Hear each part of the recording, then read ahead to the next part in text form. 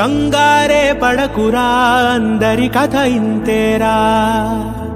కష్టాలే ఎరుగని కథ అంటూ ఉండదురా.